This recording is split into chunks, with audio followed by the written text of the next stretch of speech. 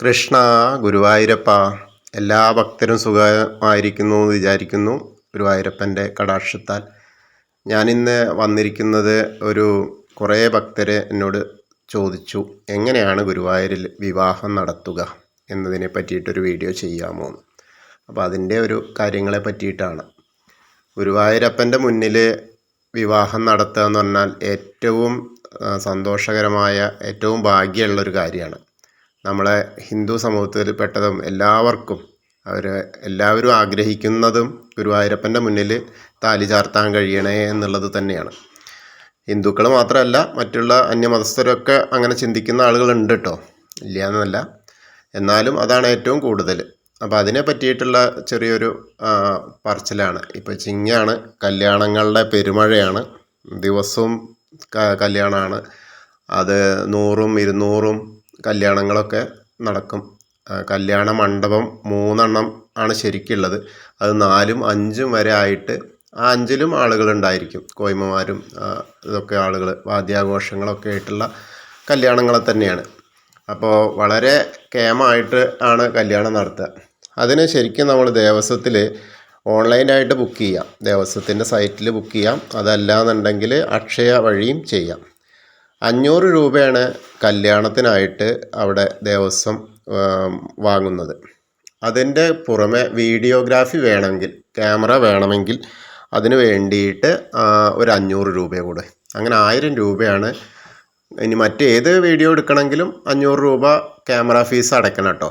ഇനി കല്യാണത്തിൻ്റെ മാത്രമല്ല, വേറെ ഏതാണെങ്കിലും. മൊബൈൽ ഫോണിലാണെങ്കിൽ അത്ര പ്രശ്നമില്ല.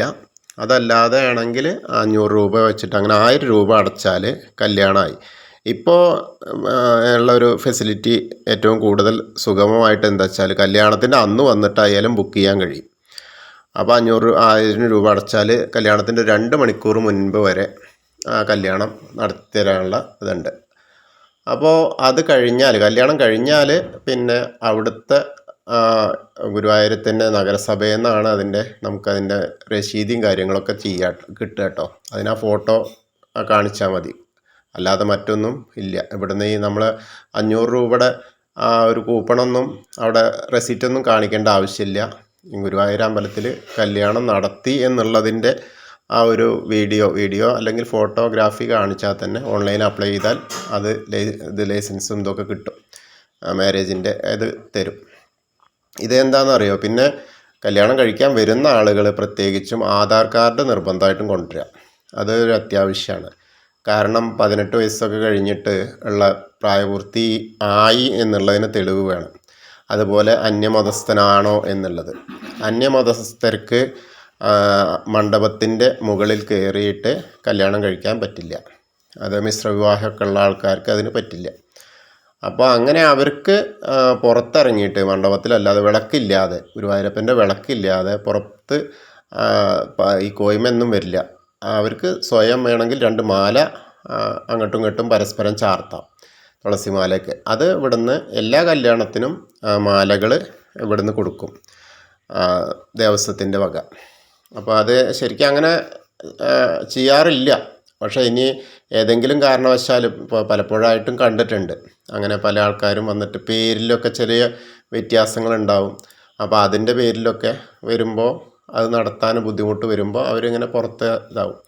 അതല്ലാത്തവർക്ക് അവിടെ വളരെ സുഖമായിട്ട് ആ ഗുരുവായൂരപ്പനെ തൊഴുതുകൊണ്ട് തന്നെ ആ ഗുരുവായൂരപ്പൻ്റെ തിരുമുമ്പിൽ കല്യാണത്തിന് ഉള്ള സജ്ജീകരണങ്ങളെല്ലാം ഉണ്ട്. പിന്നെ ഒന്ന് പ്രത്യേകം ശ്രദ്ധിക്കാനുള്ളത്, കല്യാണം കഴിഞ്ഞിട്ട് ഒരു കാരണവശാലും അന്ന് വധുവും വരനും ഗുരുവായൂർ അമ്പലത്തിൽ, മറ്റുള്ള അമ്പലത്തിലൊക്കെ ആണെങ്കിൽ നമുക്ക് പോയിട്ട് ഉള്ളിൽ പോയി തൊഴാൻ കഴിയും. ഇത് ചെയ്യാൻ പാടില്ല കേട്ടോ. അന്ന് അതങ്ങനെ ഒരു ചിട്ടവട്ടങ്ങൾ അവിടെ ഉണ്ട്. അതിൻ്റെ മുൻപ് വേണമെങ്കിൽ താലി പൂജിക്കാനോ മറ്റു കാര്യങ്ങൾക്കൊക്കെ ആയിട്ട് മേൽശാന്തിയെ കാണാനോ അതിനൊക്കെ ശ്രമിക്കാം, അതിനൊന്നും കുഴപ്പമില്ല. കല്യാണം കഴിഞ്ഞ് വരനും വധുവും പോകാൻ പാടില്ല. അത് പ്രത്യേകം ഒന്ന് ശ്രദ്ധിക്കുന്നത് നല്ലതാണ്. പിന്നെ കല്യാണം ഈ പറഞ്ഞ പോലെ അവിടെ രജിസ്ട്രേഷൻ കാര്യങ്ങളും ഈ ഒരു ഫോട്ടോ കൊണ്ടുപോയിട്ട് നഗരസഭയിൽ കൊടുത്താൽ അല്ലെങ്കിൽ ഓൺലൈനിൽ ചെയ്താൽ കിട്ടും, എളുപ്പത്തിൽ തന്നെ കിട്ടും. 10-12 ദിവസം 14 ദിവസത്തിൻ്റെ ഉള്ളിലൊക്കെ അതിൻ്റെ രജിസ്ട്രേഷനും കാര്യങ്ങളും ചെയ്ത് കിട്ടും. മാരേജ് സർട്ടിഫിക്കറ്റൊക്കെ എത്രയും പെട്ടെന്ന് കിട്ടും. അതിനൊന്നും വലിയ ബുദ്ധിമുട്ടൊന്നുമില്ല ആർക്കും. അവിടെ എന്താ പറയുക, വേറെ ബുദ്ധിമുട്ടുകൾ വരുന്നേ ഇല്ല. ഓൺലൈൻ അപ്ലൈ ചെയ്ത് കഴിഞ്ഞാൽ അതൊക്കെ ഈസി ആയിട്ട് കിട്ടും.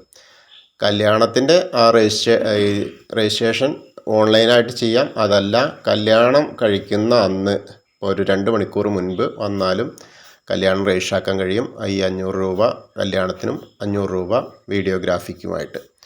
അപ്പോൾ അത് പ്രത്യേകം ശ്രദ്ധിക്കുക. ഇത്രയാണ് ഒരു ചിട്ടവട്ടങ്ങളുള്ളൂ കാര്യമായിട്ട്. ആധാർ കൊണ്ടുവരണം, അത് നിർബന്ധമാണ് കേട്ടോ. കാരണം ഐഡൻറ്റിഫിക്കേഷൻ അത്യാവശ്യമാണ്. അത് 18 വയസ്സ് തികഞ്ഞോന്നും അന്യമതസ്ഥനാണോ എന്നുള്ളതും ചെക്ക് ചെയ്യാൻ വേണ്ടിയിട്ടാണത് കൊണ്ടുവരാൻ ചോദിക്കുന്നത്. അപ്പോൾ ഇത് നിങ്ങൾക്ക് ഇഷ്ടപ്പെട്ടു എന്ന് വിചാരിക്കുന്നു. അറിയാത്തവർക്കാണ് ഇതിപ്പോൾ എന്നോട് പറഞ്ഞ ആളുകൾക്ക് ഇത് ബോധ്യപ്പെട്ടിട്ടുണ്ടാവും എന്ന് വിചാരിക്കുന്നു. വേറെ ഒന്നും പേടിക്കാനില്ല. അന്യമതസ്ഥർക്ക് മണ്ഡപത്തിൽ കയറിയിട്ട് കല്യാണം നടത്താൻ കഴിയില്ല. അത് അവർക്ക് വേണമെങ്കിൽ പുറത്ത് തിരുമുമ്പിൽ നിന്നിട്ട് തന്നെ മാല പരസ്പരം അങ്ങോട്ടും ഇങ്ങോട്ടും ചാർത്താൻ കഴിയും. അതിന് വേണമെങ്കിൽ പിന്നെ മൊബൈൽ ഫോണിലൊക്കെ അവർക്ക് ഫോട്ടോ എടുക്കാനും കഴിയും. അതുപോലെ തന്നെ കല്യാണ മണ്ഡപത്തിൻ്റെ അവിടെ തൊട്ടപ്പുറത്ത് തന്നെ അന്യമതസ്ഥർക്കുള്ള ആ തുലാഭാരത്തിൻ്റെയും കാര്യങ്ങളുണ്ട്. അതും മതസ്ഥർക്ക് തുലാഭാരം അമ്പലത്തിൻ്റെ ഉള്ളിൽ ചെയ്യാൻ പറ്റില്ല കേട്ടോ. പുറത്തുള്ള ദീപസ്തംഭത്തിൻ്റെ അവിടെ ആണ് അതുള്ളത്. അതുപോലെ കല്യാണം നടത്തുന്നതും ആ ദീപസ്തംഭത്തിൻ്റെ അവിടെയാണ് അന്യമതസ്ഥർ വന്നാൽ. സാധാരണഗതിയിൽ അതിന് സാധ്യത ഇല്ല. ഇനി അഥവാ ബൈ ചാൻസ് അങ്ങനെ വന്നിട്ടുണ്ടെങ്കിൽ അവർക്ക് അവിടെ നടത്താം. അല്ലാത്തവർക്ക് മണ്ഡപത്തിൽ തന്നെ നടത്താം. അപ്പോൾ എല്ലാവർക്കും, എന്നോട് സംസാരിച്ചവർക്കൊക്കെ അത് ബോധ്യമായി എന്ന് വിചാരിക്കുന്നു. വേറെ ഒരു പ്രശ്നവുമില്ല. ഗുരുവായൂർ വന്നിട്ട് കല്യാണം നടത്തണമെങ്കിൽ എത്ര ബുദ്ധിമുട്ടുണ്ട് എന്നൊന്നുമില്ല. വളരെ സിമ്പിളാണ്. അപ്പോൾ ആ ഒരു കാര്യങ്ങൾ ആണ് നിങ്ങളിലേക്ക് എത്തിച്ചത്. ഇത് എല്ലാവർക്കും ഇഷ്ടമായി എങ്കിൽ ഒന്ന് ലൈക്ക് ചെയ്യുക. പറ്റുന്നവരെല്ലാവരും ഒന്ന് ഷെയർ ചെയ്യുക, സബ്സ്ക്രൈബ് ചെയ്യുക. കാരണം എന്താ വെച്ചാൽ മറ്റുള്ളവരും അറിയട്ടെ. അല്ലെങ്കിൽ ഈ പറഞ്ഞാൽ ഇപ്പോഴും അറിയാത്ത ഇഷ്ടം പോലെ ആളുകളുണ്ട്. അപ്പോൾ അതങ്ങനെ ഉണ്ടാവുകൊണ്ടാണല്ലോ ഇപ്പോൾ അവർ വന്നിട്ട് ചോദിച്ചത്, എങ്ങനെയാണ് കല്യാണം നടത്തുക, എന്തൊക്കെയാണ് അതിൻ്റെ. ആളുകൾക്ക് വളരെ പേടിയാണ്, ഇത് എന്തൊക്കെയാണ് ചെയ്യേണ്ടത്, എത്ര കണ്ട് ബുദ്ധിമുട്ടാണെന്ന്. അപ്പോൾ അതൊന്നും ബുദ്ധിമുട്ടൊന്നുമില്ല. ഈ ഒരു ചെറിയ പ്രശ്നങ്ങൾ മാത്രമേ ഉള്ളൂ. രജിസ്ട്രേഷനും യാതൊരു ബുദ്ധിമുട്ടും ഇല്ല കേട്ടോ. ഓൺലൈൻ തന്നെ ചെയ്യാം എല്ലാം. അപ്പോൾ എല്ലാവർക്കും ഇത് നന്നായി എന്ന് തോന്നുന്നു എങ്കിൽ ഇത് ചെയ്യുക, സബ്സ്ക്രൈബ് ചെയ്യുക കേട്ടോ. അപ്പോൾ എല്ലാവർക്കും ഇനി വീണ്ടും ഒരു വീഡിയോയുമായി ഞാൻ പിന്നീട് വരാം. എല്ലാവർക്കും ഗുരുവായൂരപ്പൻ്റെ അനുഗ്രഹം ലഭിക്കുമാറാകട്ടെ. ഹരേ കൃഷ്ണ.